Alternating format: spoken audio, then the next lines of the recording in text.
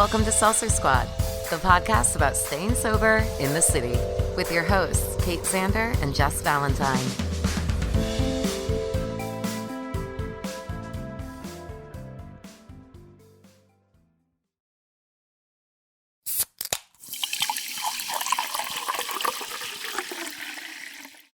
Today's episode is sponsored by Audible.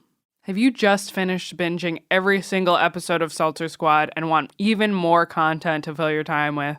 Why don't you check out audible.com? They have millions of audiobooks and exclusive podcasts that you can't get anywhere else. And if you want your first month free, go to audibletrial.com/Seltzer Squad. Get your first month free. Think of how many free books you can get in that much time. Once again, go to audibletrial.com/Seltzer Squad and get your first month free.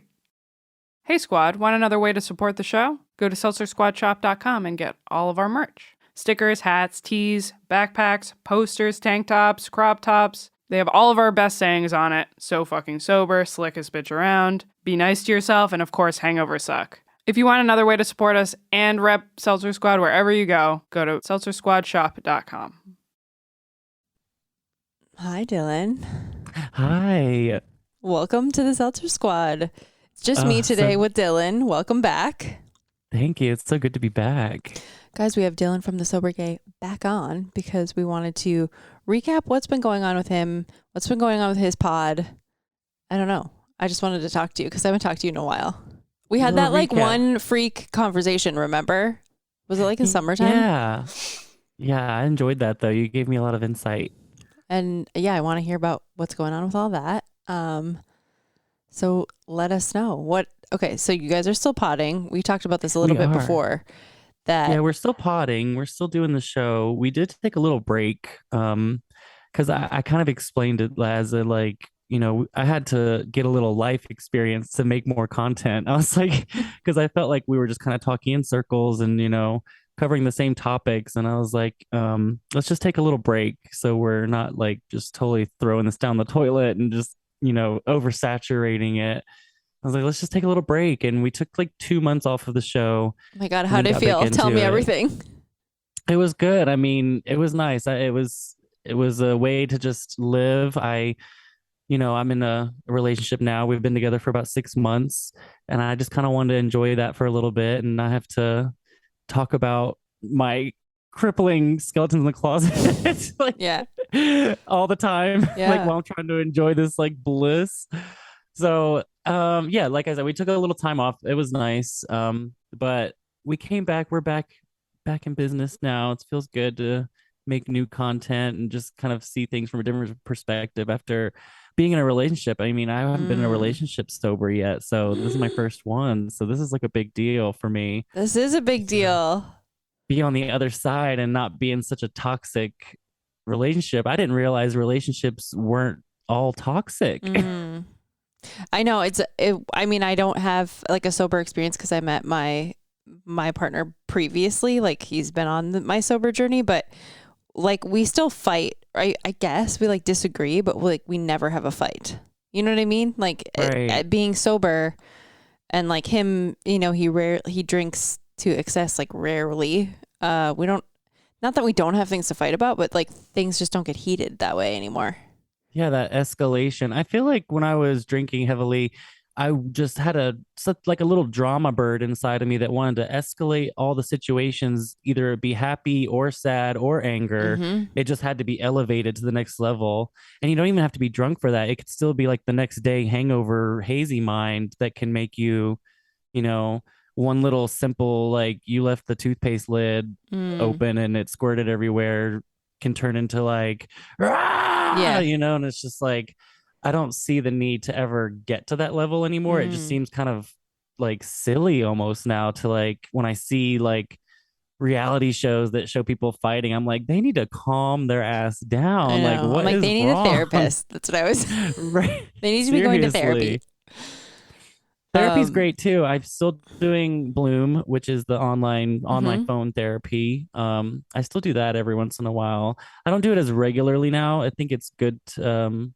I liked how I used to do it very regularly, but like we were kind of talking about earlier, just all of that kind of has to take a back seat for a little bit. And you have to realize what you're doing all this therapy for. It's to enjoy your life and live it. So I think that's been very important for me lately, is to like, okay, let's just enjoy this sobriety instead of, always, I was constantly, saturating my brain with Self-help. content of self-help, healing. Every book, my bookshelf is full of just like A to Z authors of self-help and metaphysics and understanding the supernatural of your body and the immortal. And you're just, manifesting, you're praying, you're doing all the things. yes, it's like, okay, like what are we manifesting though? You can't just manifest the rest of your life. You have to like enjoy it what you did. Yeah.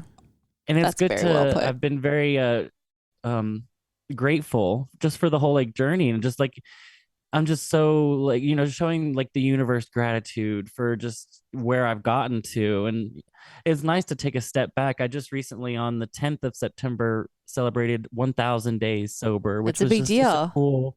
such a cool moment. It's like 1,000 days, like, that's 1,000 nights free of stumbling around and getting random bruises, It's 1,000 1,000 nights free of hangover peeing the days. bed. Like, it's just like, Isn't that crazy? so It's a long great. time, a long fucking time too. Like 1,000 days is so many days. I know, and it just adds that extra digit in my little counter of days. It just was so exciting. Because what is it And like? And I don't know how many years almost, 1,000 it's like days two and a is. half, a little over 2.5 years. Okay, So that's I'm a big almost fucking at deal. December 15th will be my 3-year mark. Okay, that's soon. Very soon, yeah.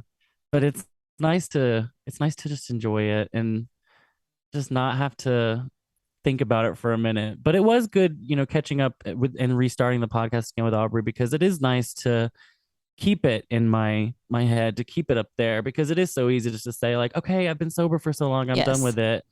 And I'm not saying I'm scared that, it would creep back up, but it is nice to just keep myself accountable, Yes. bring I it mean, back I to think the that's what Jess and forefront. I both say is that like, I mean, this will be, I think, our 4th year. We're like Wow. podcast grandmas. Yeah, seriously. I In think like it will be. I podcasting don't know. years. Somebody will probably correct me on that, but I feel like I was like looking the other day and I think it was December of 2018. Wow, that's I amazing. think. You Yeah, had because it like wasn't a year pandy. It under your wasn't belt. pre-pandy times, like we were well before like the pandemic. Right. But I think that, I mean, I can't speak for Jess, but I know for me that this is like now my number one recovery tool, because like we were talking about before, my recovery, like my sobriety is no longer like so top of mind. It's like moved to the backseat of the car. So it's still the reason for everything that I have good in my life, but I don't need to manage it as closely as I did before. Yeah, it's nice to keep it in the back seat. That way you can kind of just adjust the rearview mirror to see it when you need it. Yes. Yeah, that's a good point. Yeah. It's like a little baby back there. right. Yeah. Yeah. I feel like my sobriety has been a baby, because I've enjoyed watching its progression. And like in the beginning, you got baby sobriety, and you feel like you got the pink cloud going. Everything feels so like You're fresh, so and then you raw kind of also, just like with emotion. yes. Oh, yeah. And you don't realize how raw you are in emotion until a little bit after, when you start to come out of it a little bit, and you're like, okay, demons are starting to come out of the closet now, and you start to like see it. But yeah, it's like a baby. You get to see the progression. And now, I'm at a point where I don't think about being sober every day, just because it is a part of me. It's become ingrained into me. And so I don't have to practice so much of thinking about it. It's like I don't have to tell myself to breathe. I just do it. And that's kind of how sobriety has become to me. I don't have to obsess about not drinking. I just don't drink. And I've kind of brought on that new label for myself in my head. And you graduated from all the self-help also. Like, I mean, I know there's no end, right? But right. There's no, yeah, exactly. There's no end, but you can take breaks from it.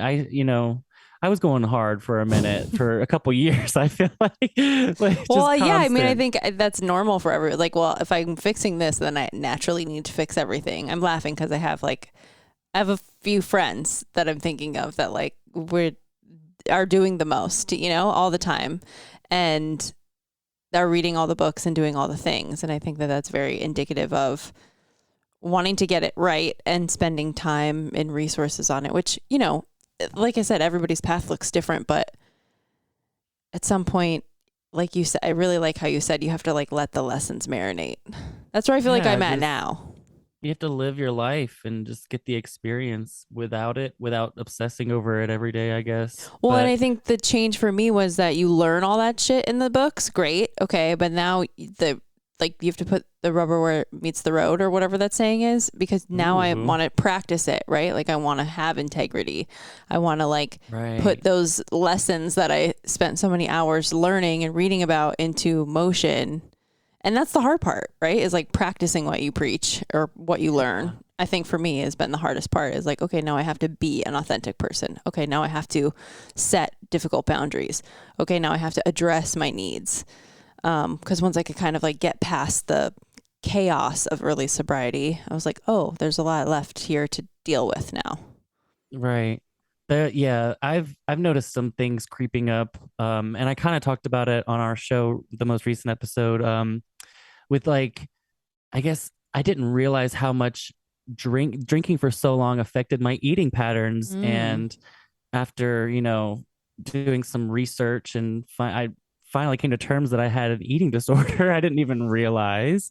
Um, that's been something I've been having to really meet head on. What do you mean? Like, Um, tell me more. In what way? so basically, it's like it's like a binge problem, Mm-hmm. binging. I used to do it whenever I would drink a lot. I would basically starve myself all day so I could drink really heavy. And then after that, just be in that blackout blur and eat everything I could, everything imaginable. And I guess that just like kind of trickled over into sobriety. And I find myself having these moments where I'm just ravenous and I would just want to eat everything and just like nonstop. And whenever I would hear eating disorders, I would never think of the opposite of, starving yourself, which Mm-hmm. would be overindulging yourself. So I guess like whenever I would like hear like, oh, that's an eating disorder, I'm like, no, it's not. I eat. That's not an eating Mm-hmm. disorder. Like, so, I've been trying to have to like reframe like, okay, and it's just a total journey within itself. And I think that's been kind of like in my passenger seat Mm. lately. Just because I'm like, I've conquered, well, it feels like I've conquered sobriety. Mm-hmm. What's next? Right. And that's But like like the addiction is still there, right? Like that's still the beast. there. It's It's like just it's not drinking right now because food's a hard one for me too. Like I struggle a ton with food issues. I'm like very black or white. Like I'm either on a very strict diet or it's all like I'm eating whatever I want when at the earliest convenience, like shame eating, mm, all of it. So yeah, that totally rears. I mean, it was also I was always like getting super hammered because I'd be like, oh, I'm only drinking hard liquor because it's carb free. Or like, I'm right. only See, vodka drinking wine. soda. Yeah, I'm only drinking wine. And then I'd get hammered on an empty stomach. And then, yeah, just that. Like, either I remember feeling like if I didn't eat, if I like got hammered, passed out the next morning, I would feel like utterly pickled. Like, if I Oh hadn't yeah. eaten. And then if I did eat, I was like so sick to my stomach. So, like, Yeah. either way, I just felt like an acid ball of fire.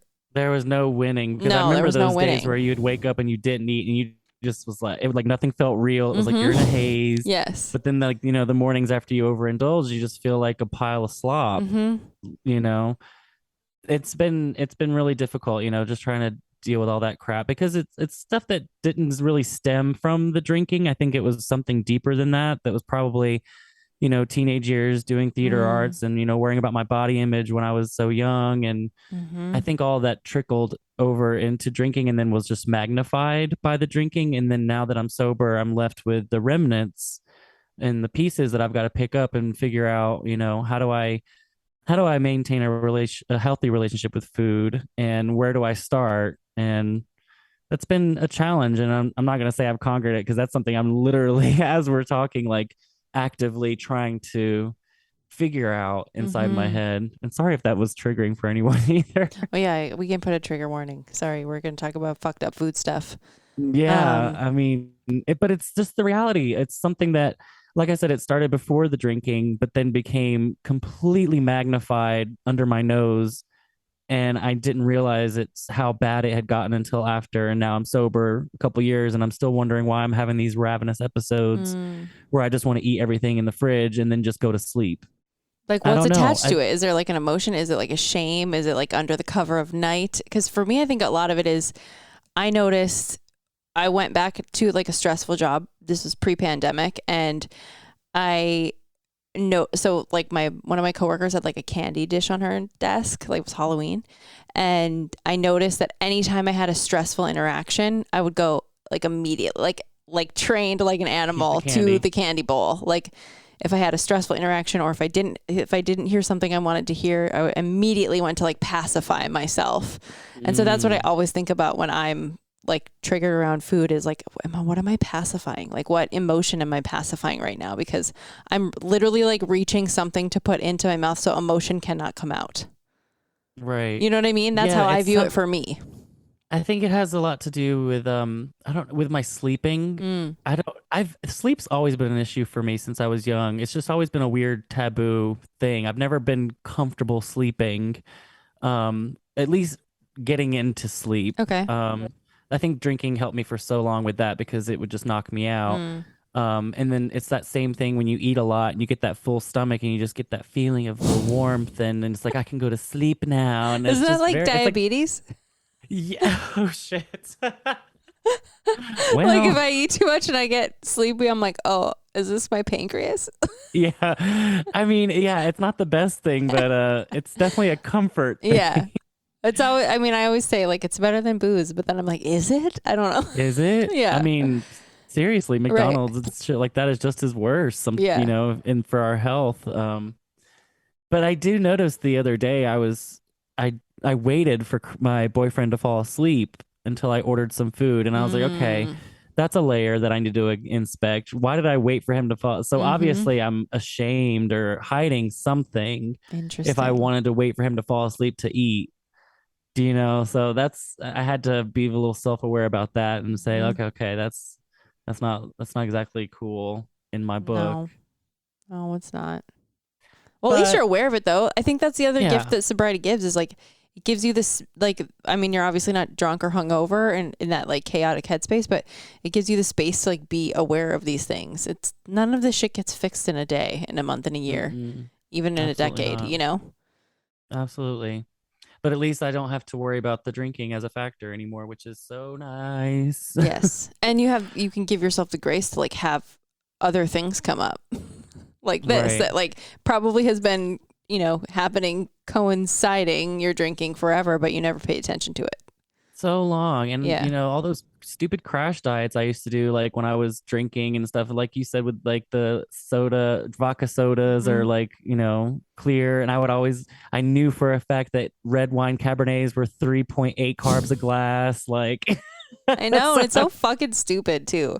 Like I'd have to make sure to stay under my 20 carbs. So I was like saving 20 carbs a day for a bottle of red wine.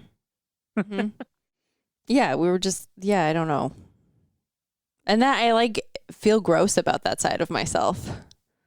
Yeah. That I feel that way, you know, and like had that self-hatred for so long and still struggle, you know. It doesn't, like I said, it doesn't go away overnight. I think that's why it gets so hard to do the show sometimes weekly, is because it's just I'm constantly being reminded of what I'm trying to move past. And you know, it's good to take a break every once in a while, just to let life happen a little bit.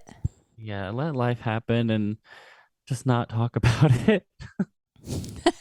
Well, I mean, we joke about it like it's a meme, because like everybody that gets sober wants to like start something. It's like, I want to start a magazine. I want to start this. I want to start a blog. And it's like, totally get it. Been there. Totally get it. But the sparkle will fade.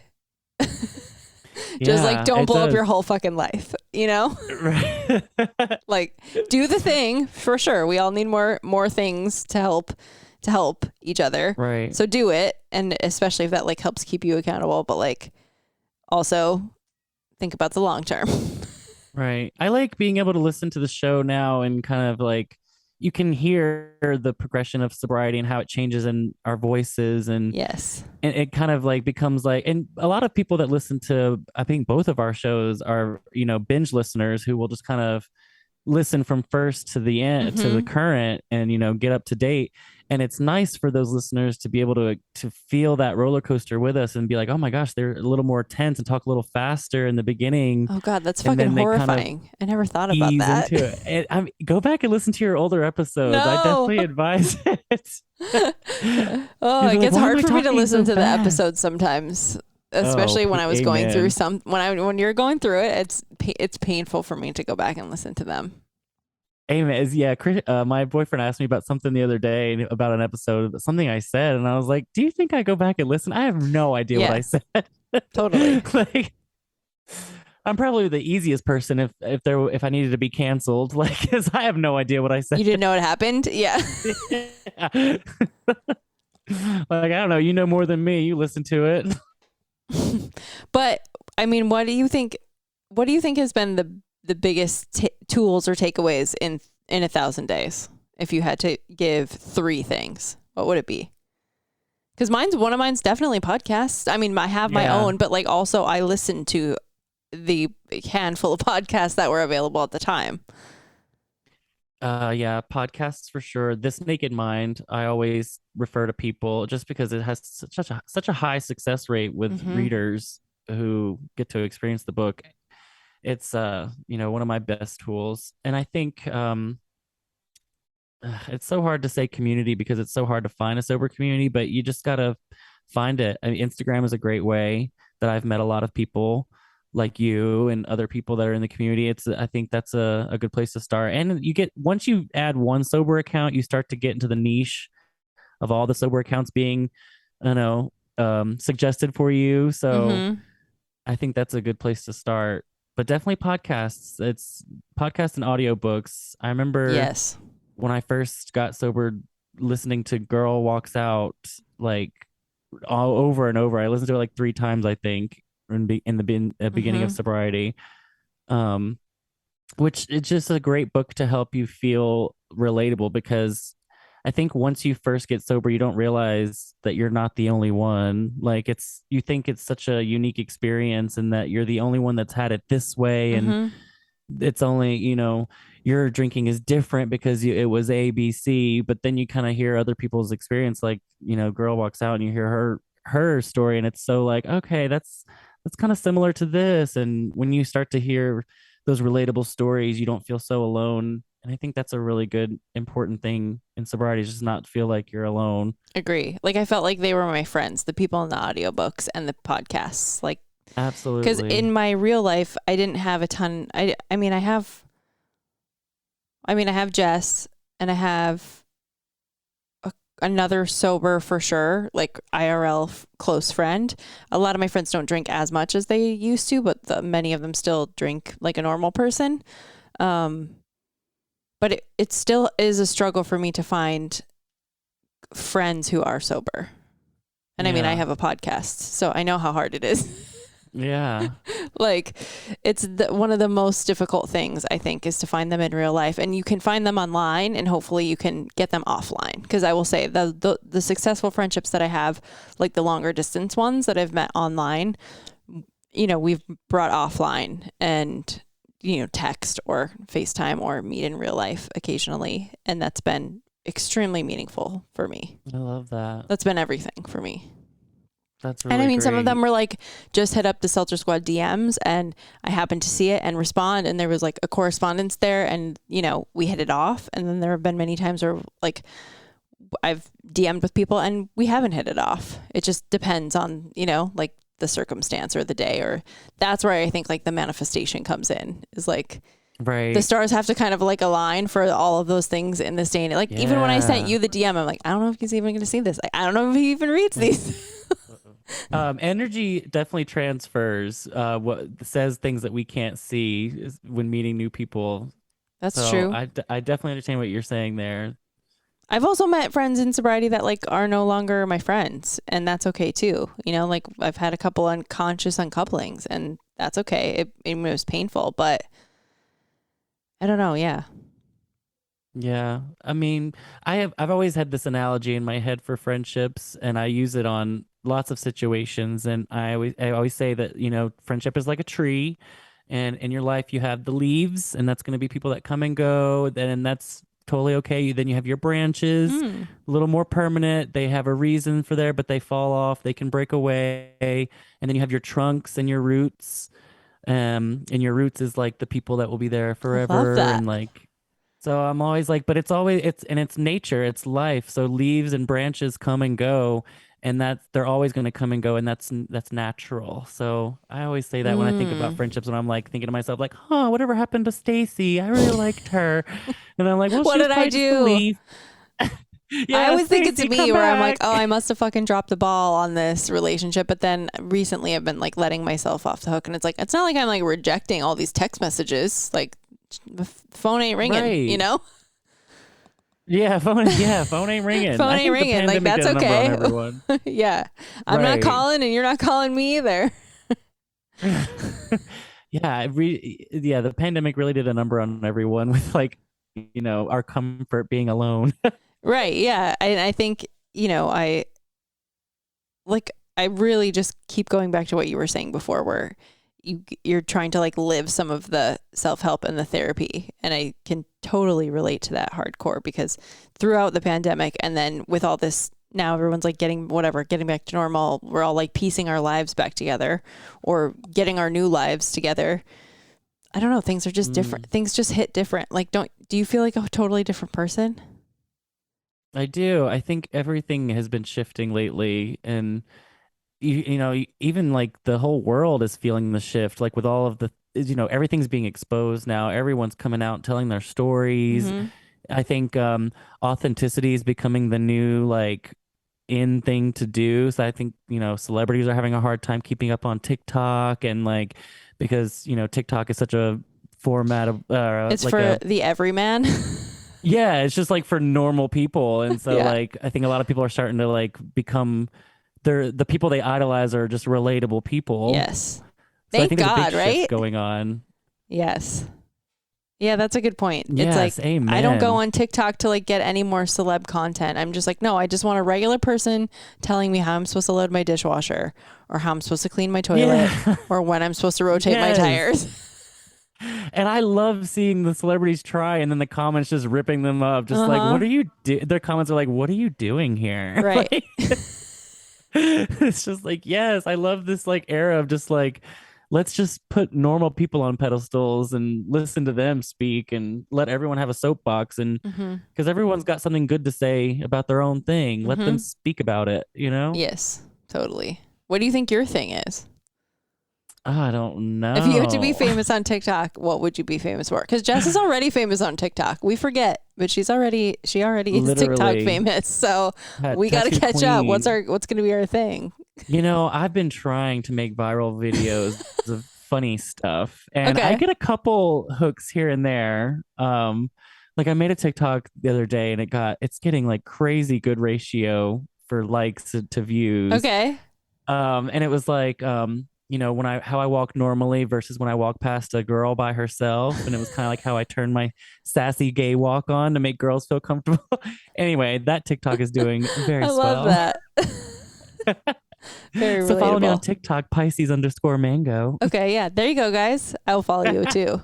I don't follow anyone I know, but I will follow you because I've never I met you know, in like real that's life. the one thing. Like, I do not let it sync my contacts on TikTok. I'm like, Fuck no. And I saw this is one something I chick. share with a million other people, not you. Yes, it's people from my normal like Insta feed are starting to get on TikTok and like now repost the content, and I'm like, absolutely not. Do not creep my algorithm, please. I never want to see your face. Like, Yeah, I don't want anything. This is like my way to be cringe and get away yes, with it and not have yes, to worry about people I know. yes. And like It's I so just see funny. total random strangers that like I connect to and I feel like I know them on a whole other level, and it's only because of TikTok and I don't know them at all. Right? It's like my personal Instagram is like I want to add every single person I've ever met in like my personal life, and Uh-huh. TikTok is the exact opposite. Correct. Yes. I want to be unknown. Um Yeah, I don't know. I don't know what I could be famous for. We'll see. Still TBD. TBD. I feel like I could be one of those like really fierce organizer video ladies that's like putting her juice boxes and Tupperwares and shit, even though I think that's really unsustainable and classist, but I digress. I think that would be cool for you. But I think could I also could be see you doing like cleaning. a therapy account or something. Yeah, maybe. Too. I've thought about that, but I feel like it can draw a weird line. I don't know. It's like everybody loves you, and then all of a sudden, like everyone fucking hates you. Yeah, what is that? I've noticed a lot of like psychiatry or psychology accounts, like they find anything they can to cancel that creator. Yes. I'm like, what is that? I mean, about I think that? they're just doing that in general anyways, which like, I don't know. I mean, I'm not that afraid of getting canceled anyway, but Yeah. I'm like, I don't even have this job yet. Like, I just don't want to fuck it up. Yeah. I'm like just trying to play by the rules. I think that like if I've already blabbed enough on here to probably blur the lines a little bit, so I'm just gonna try to keep my fucking mouth shut on social media from now on. But yeah, I mean, learning, like going to therapy for the last X amount of years and now learning how to give therapy to other people has been wild. I just feel like I loved this podcast at the beginning because I had so much to say, and now my job is to listen. And I had to shut the fuck up. I had to learn how to shut the fuck up because I just wanted to be heard so bad. And now my new job will just be listening. So it's different. Totally the opposite seat.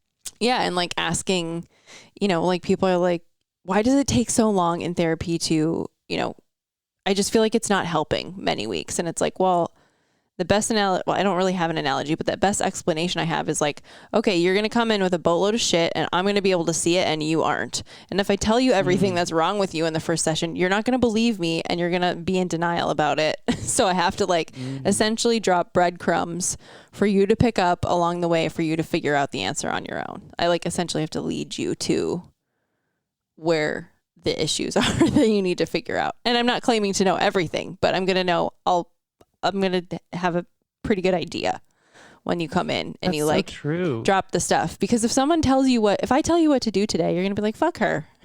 Yeah. She doesn't know like, me, no. You know?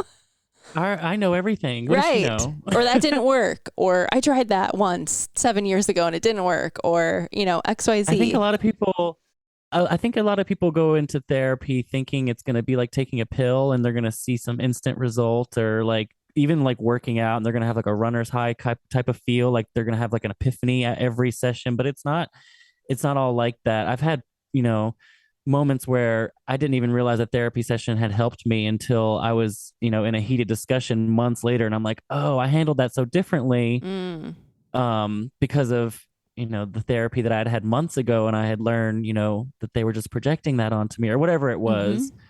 It's not like it's like you said, it's like breadcrumbs. They're just like little pieces, they're little puzzle pieces that you just pick up and you're just popping in these puzzle pieces as you're going along. And all of a sudden you can like, oh, now I see the picture that I'm trying to create with all these pieces I'm putting together. Well, and the thing for me is that I in my own like going to therapy, I know when I'm not ready to like make a change. And so I'll just like waste time. Like for weeks, it's like she'll tell me what I need to know, or we'll come to I'll fucking figure it out and I'll have a breakthrough, and then I won't be ready to make the actual change in my life. And so I'll just like bullshit for a few weeks, or I'll blow her off, or you know what I mean? I'll go to the next session and like only talk about topical shit that happened that week. Like we won't go any deeper than that. And that's like, you know, I think that's when many people are like, oh, my therapist isn't doing anything. And it's like, well, you might not also be ready to like do the next thing. Like if I said, okay, we had one therapy session and I gave you 15 things to do to change your life, like it could take you 10 years to do all those things. Like you don't just change them all tomorrow, you know? So I think I'm just learning about that from how a client will perceive that through, you know, me being a client myself and being like,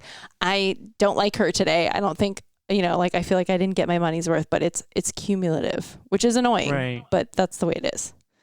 Like you're just giving them their hammer and nails. It's up to them if they're gonna, you know, do the work and actually put it together. Yeah, I totally get that. And I think too, like I want to be nice also, so I find myself going in and small talking for like 10 minutes, and I'm like, fuck, why'd I do that? Like I'm paying for this. You Mm-hmm. know, like do you come in like guns blazing, like here's all my traumas, I've been thinking about it, like let's get right into it? I think there's just a lot of nuance to it, but over under, I think it's been one of the most transformative tools that has ever happened to me, like including Right. sobriety. Once I took therapy seriously. There was a long time ago where I took therapy and I did not take it Me seriously, and I too. literally just spent the whole time manipulating, the therapist into thinking what I wanted them to think about me. Mm-hmm. And I'm sure now in retrospect, later they probably knew what was going on and Probably. were just like, "Hey, I'm getting my paycheck either way." Like, Yeah, I mean, if you want to go to therapy and lie, then that's your own problem. right? She still got her pay I mean, her that's something paycheck, to think about and look deeper at, you know? right? I But I think, think once I took it seriously, it shifted. and like voicing like my truest desires, like the ones that feel narcissistic, like that's been Mm, difficult to like admit out loud because they're like the things that you keep inside that you feel like you would get canceled for, like just mm, admitting that you want out of the world, right? And I think right, that's where right. I've been, like she kind of caught me admitting some things like a few months ago, and ever since then I've been like oh my god, she must think I'm like such a crazy bitch for like wanting this in life, you know, or like she must think that I'm such a narcissist, and she's always like, narcissists don't think like that. Like narcissists are Oh, never worried about what other people are thinking. So no, you're not a narcissist. true. Yeah, I mean, I'm not gonna like self-diagnose anyone, but I just from my experiences with you, you're far from a narcissist. But yeah, and I think, but getting past all the chaos, right? Like, and sure, I still have chaos, but getting past that stuff to, okay, what do I really want? Because ultimately, that's what therapy is all about, is like, what do you really want? And then having the guts to like voice that out loud. Do you have the guts to do that? Scary. Like that's like graduating the Mm, self-help book section, right? Is like you found all this stuff out, then you want to go claim it in the world or to yourself and to other people. That's scary. right. And I think that was really cool what you said about, just learning which things are like what your true desires are, if they're actual good for you desires or if it's something else. Mm-hmm.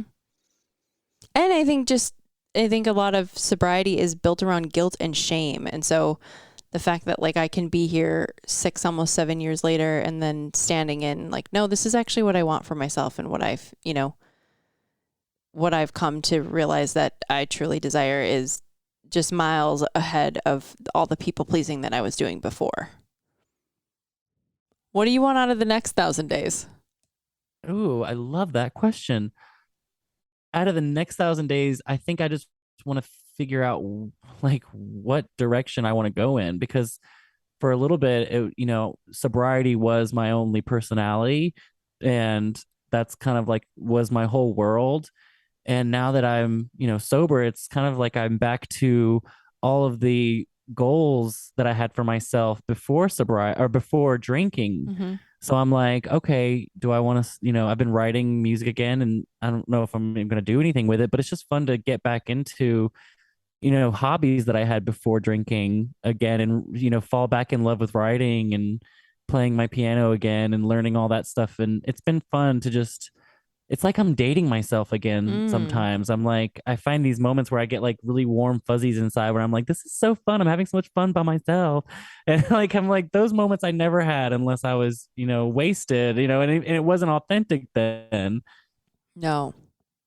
But it's nice to have those moments now and, be stone cold sober and just enjoy it. Yeah, well said. I think I think you're entering your identity phase, right? Like I hit at like around 3, I hit like a who the fuck am I? What is happening? Yes, Like yes. Because it's like unraveling. done all the work, and now it's like I'm left with the shell, and I'm like, okay, here we are. Hmm. Well, and I think like you said, sobriety had to be your whole life for a while. It had to be my whole life for a while. I like literally just hunkered down and practiced sobriety every single day until I didn't have to think about practicing sobriety every single day.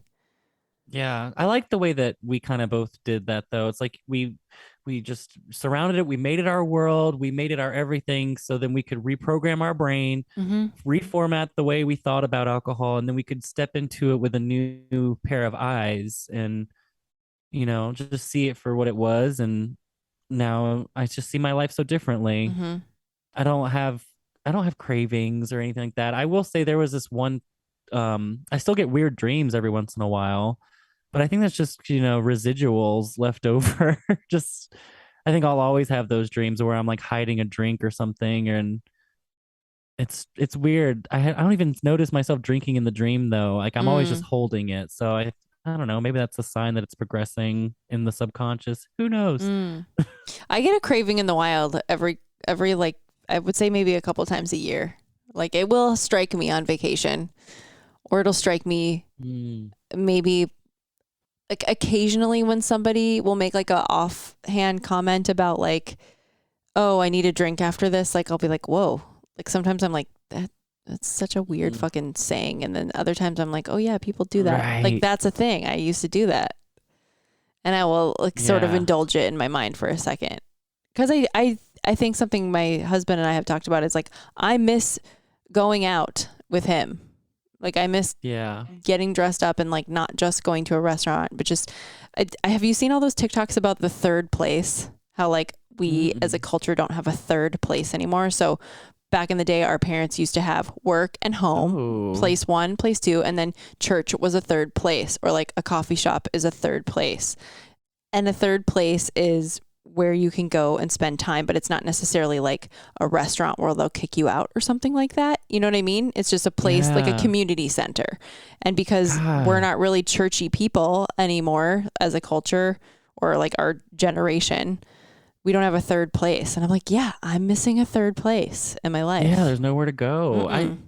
I thought about that going to the library the other day. It's like you can't go to the library without an appointment now. Oh. At least not in downtown Denver. I don't know how it is Oh, okay. anywhere else, but I was just like, wasn't this always a place where I feel like when I was growing up, the library was just always a place that was just open, that you could just go in, check out look at some books. And even if Mhm. you didn't have a library account, you could sit in the library and Mhm. read the book. And it's not like that now. You have to have an appointment. You're like in there and they're like, can I help you with something? Can I help you find something? Can I help you? There's no relaxing. There's no sitting and reading What a they do book. with Dewey Decimal. He's gone.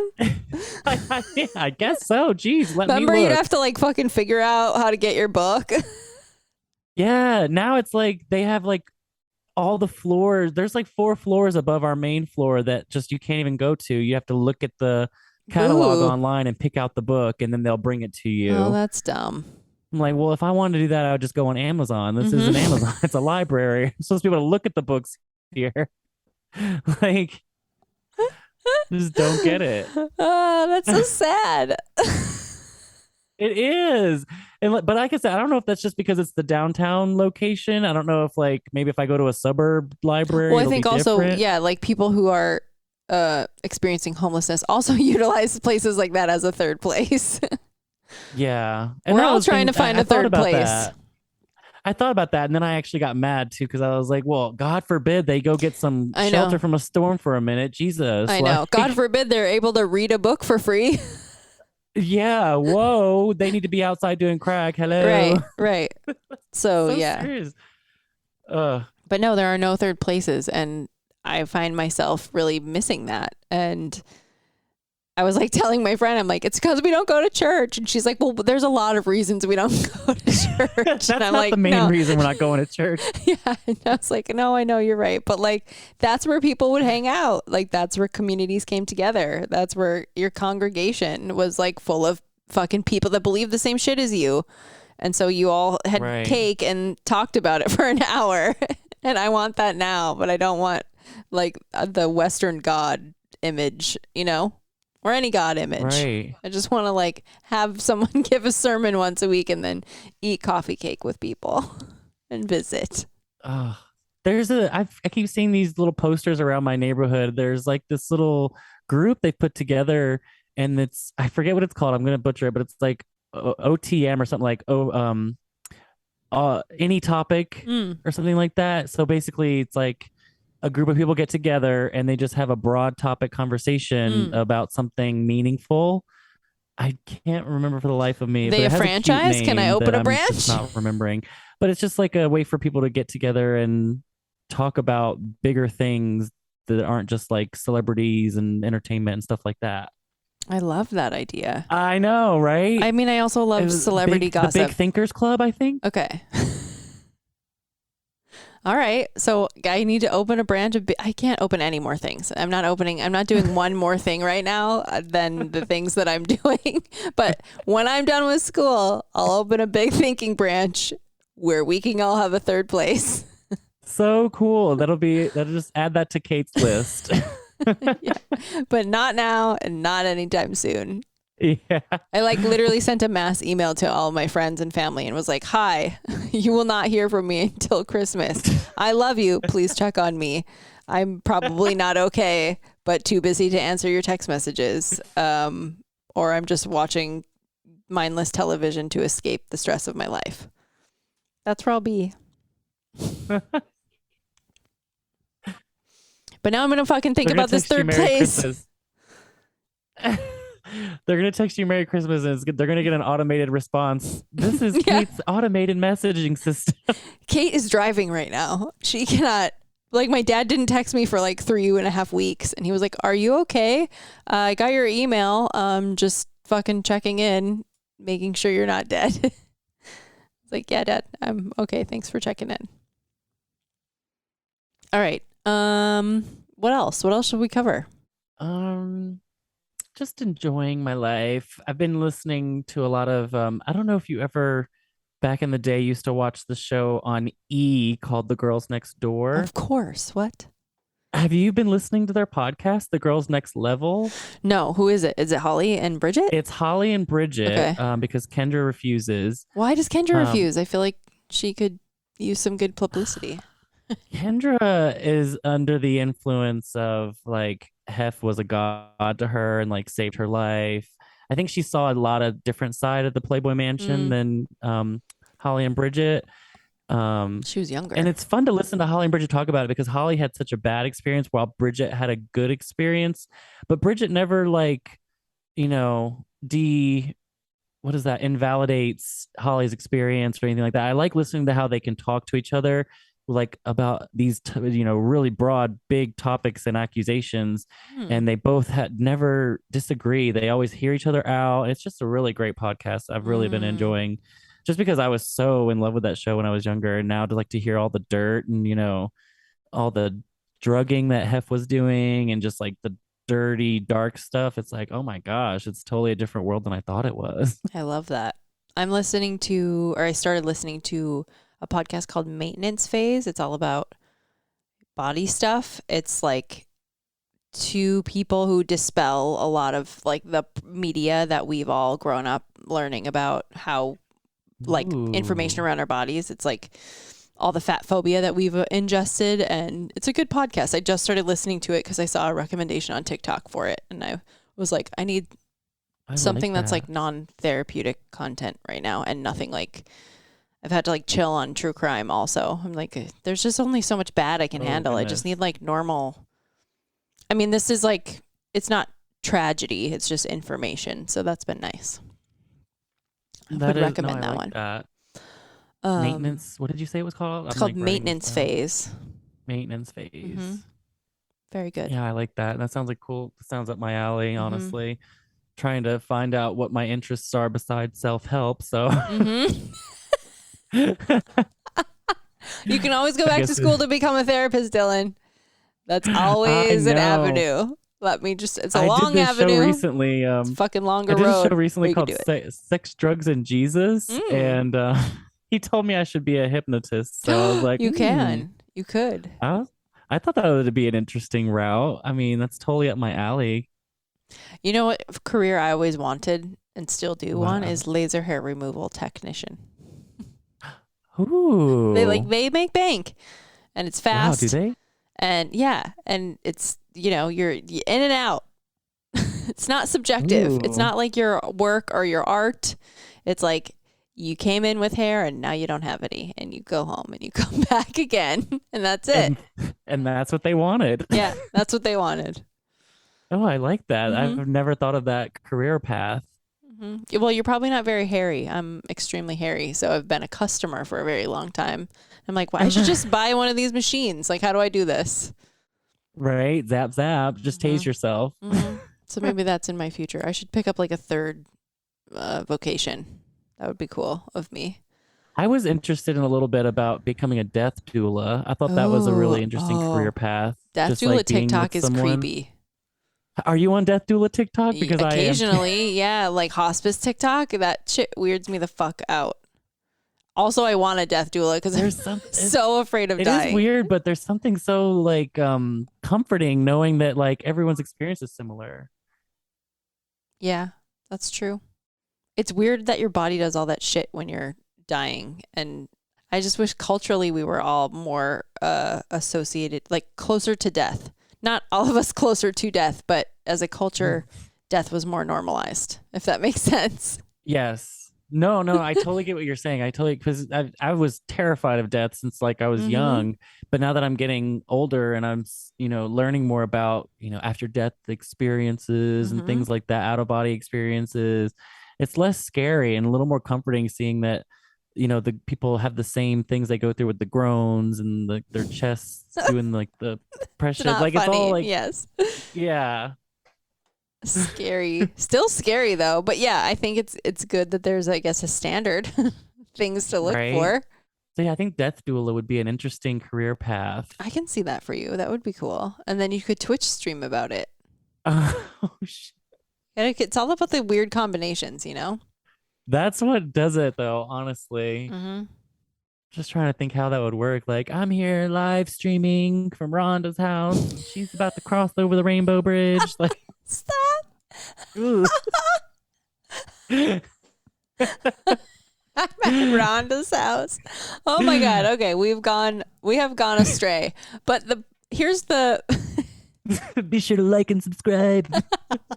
Here's the main takeaway is that once you get cleared of being in the SOS phase of sobriety, you can open yourself up to like, what else the fuck do I want to do? Do I want to be a death doula? Do I want to be a therapist? Do I want to be a laser hair removal technician? The Twitch streamer, the fucking possibilities are endless. And if you're a regular person like us, you could be famous on TikTok. But all those things you listed in the beginning are like things that you wouldn't really be able to do, I think, if you were heavy drinking. Like, who'd want an alcoholic death doula or laser hair removal? Like, or therapist. Very true. Well, all true. No one wants a drunk therapist. No one wants a drunk therapist, especially if they're drunk themselves. So yes, and looking for help. No.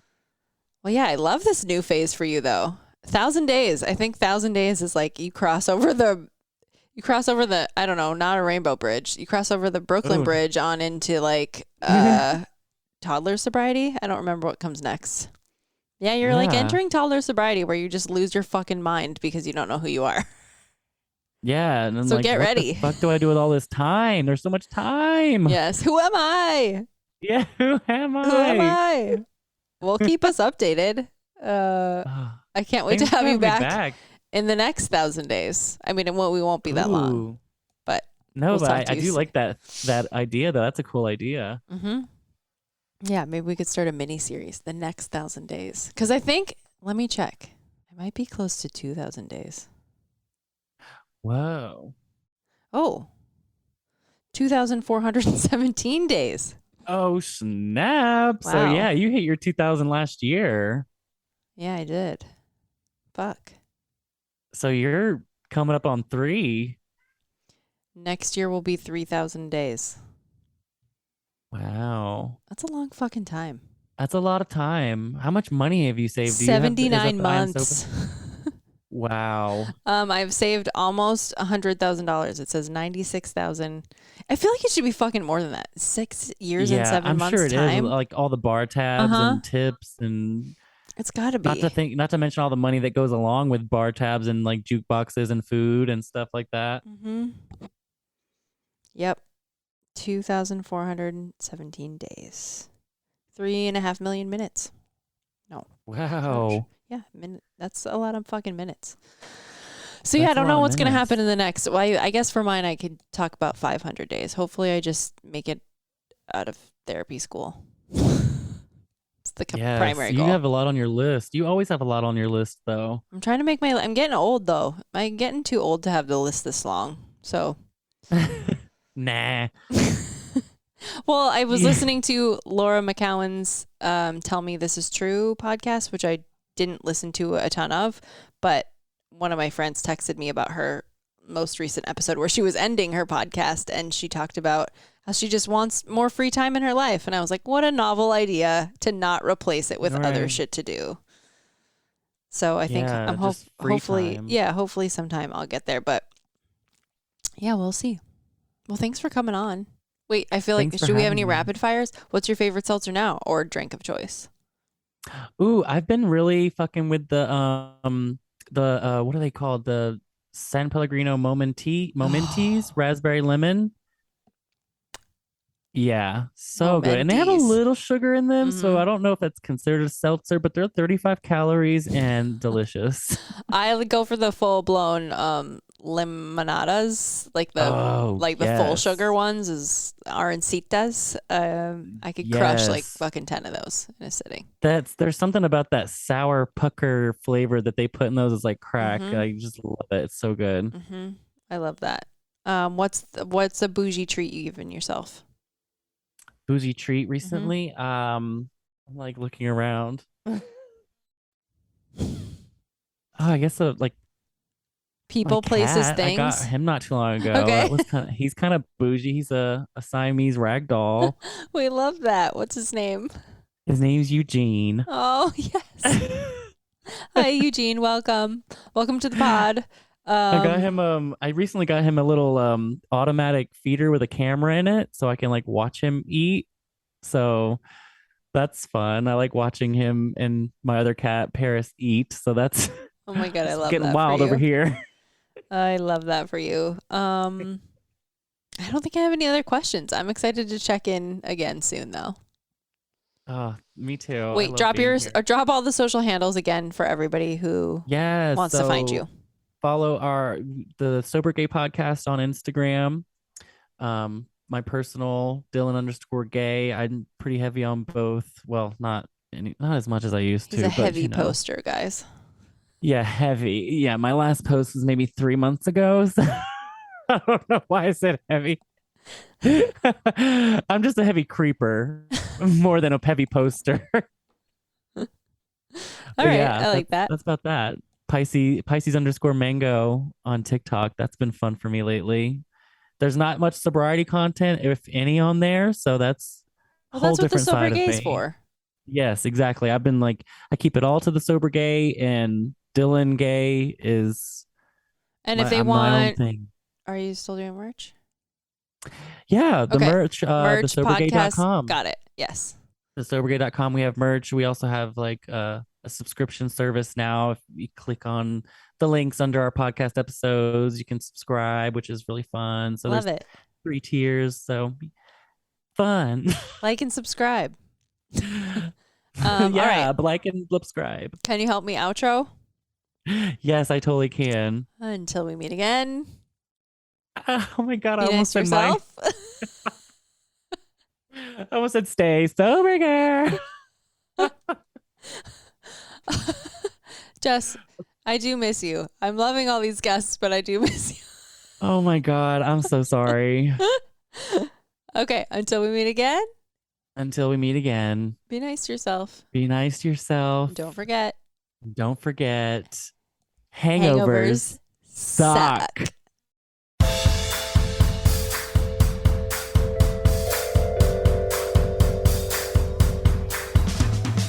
Thanks for listening. Don't forget to rate, review, and subscribe to this podcast. Every review helps other listeners find us. Music by Dead Go West. Art by Kate Sander.